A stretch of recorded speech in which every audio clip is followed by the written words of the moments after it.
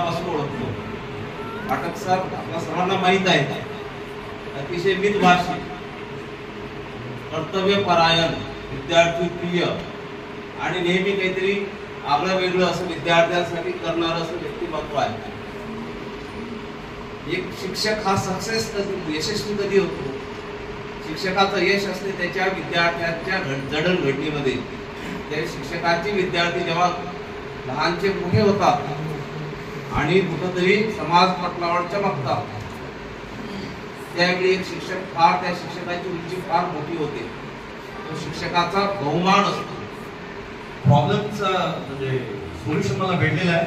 I would definitely recommend this book to them, की तुम्ही जा या वेबसाईट वरती आणि हे पुस्तक नक्कीच विकत घ्या. तुमचा बऱ्यापैकी प्रश्न सुटतील. आणि शामपाडक सर मला माहित आहे की जेव्हा मी अमरावतीला होतो, शामपाडक सरांची भेट माझ्या इन्स्टिट्यूटमध्ये झाली होती. त्यानंतर आम्ही अकोल्याला सुद्धा भेटलो. या भेटीमधून मला शामपाडक सरांच्या म्हणजे मध्ये असलेली ती तळमळ दिसत होती नेहमी, की विद्यार्थ्यांसाठी मी किती काय करू शकतो, आणखी काय करू शकतो, आणखी काय करू शकतो. त्या माध्यमातून सरांचे प्रयत्न हे अफाट होते. त्या प्रयत्नामधून सरांनी एक YouTube चॅनल सुद्धा सुरू केलं.